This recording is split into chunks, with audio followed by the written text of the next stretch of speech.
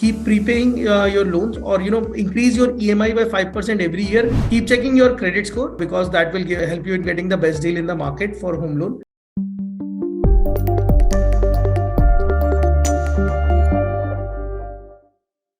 Hi everyone, welcome to another episode of TOI Wallet Talks. Today we have with us Atul Monga. He is founder and CEO of Basic Home Loans, and he is going to tell us what is the best home loan strategy in the current interest rate scenario. Hi Atul. Hi Smriti. Hi. So my first question to you is that repo rates have been rising, and in line with that the home loan rates have also been going up. So do you think we have reached some peak? Okay, see, if you see the trend, the repo rate started increasing from May last year. Right. And in the beginning, RBI was increasing it every month with 40 to 50 bips hike. But in the past 2-3 hikes, the time period has increased. Earlier it was after 1 month. Now in February it is after 2 months, and even the quantum has reduced to 25 bips. So Right. it seems like that the inflation is coming under control, and the sweet spot for RBI is to reach around 6%, which I think we already have reached there. So if not we reach that peak, I think we are almost there. Maybe another one hike might be there after a few months, but it's almost the peak, I'll say. That's my view about it. Okay. And as a home loan borrower, what should my strategy be? Should I go in for an increase in my tenure or my EMI? See, it depends on the stage of your life.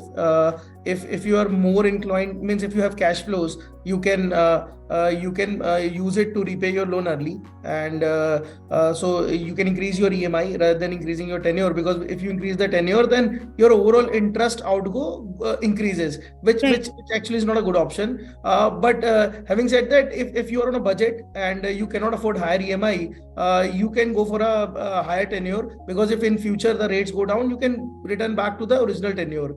But and again, the strategy should be that anyway, as a hygiene practice, people should start doing this thing, that every year they should pay at least 1 or 2 EMIs extra, because if you take an example of a 50 lakh rupee loan, and suppose it is at 8.5%, and your EMI would be around 43,000, and if it increases to 9% now after this hikes, so and your tenure will increase to 25 months, you might have to pay 10-20 lakhs extra in interest, which you can save.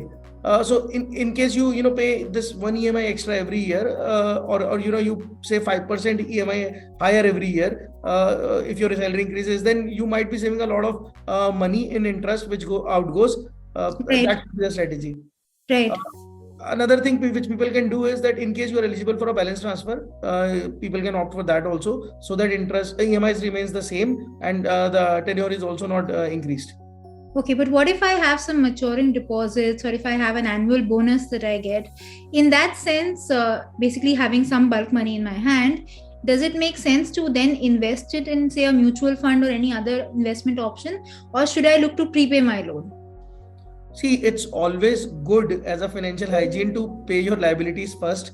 And again, today, if you, most of the home loans are close to 8.5 to 9%. So 9% is, you can say, average in market right now. So in case you have some extra money, either if you go for an equity investment, that's again has risk of, going down. You can have collateral damage also. So it's a riskier investment.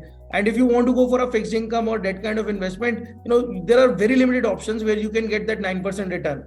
Till that if you're not making more than 9%, it's a loss for you. So I'll suggest, it will give you more freedom of mind also. And again, prepayment helps you in getting tax benefits also. The principal repay which you do, that will help you in saving some tax money too. So prepayment should be the first option for a borrower in this scenario.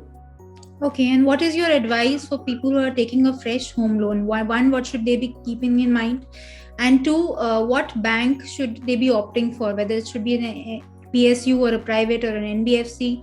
What are the criteria that a person should look at? See, I think the journey of a home loan or a home don't start when you start planning it. It should start quite early in your career. So you should always have something which we call as deposit money, so that you take the minimum home loan. So you have to be very evaluate your budgets very closely and then apply.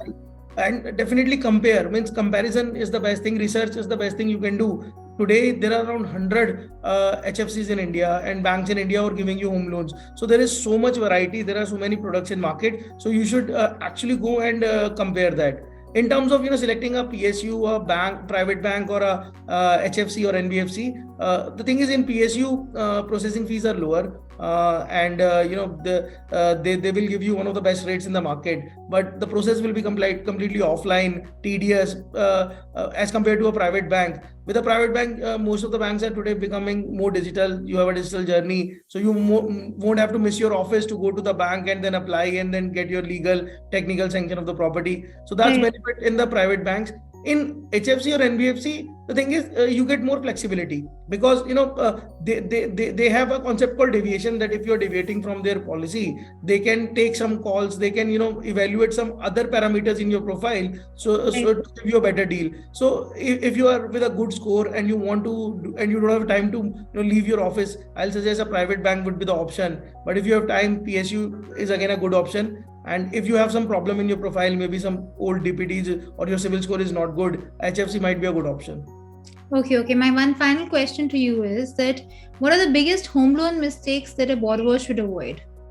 See, first thing is that people don't compare, don't shop around. See, there is no shame in going to multiple banks and comparing that what best deal you can get. At the end of the day, home loan is probably the biggest liability you are taking in your life. So you need to be 100% sure. Secondly, the thing I mentioned, that you should always keep saving for your deposit. So many people don't start early in their career, and generally after the marriage they want to settle down with a home, and then they start saving, and the deposit money is lower, so they have to take higher home loan.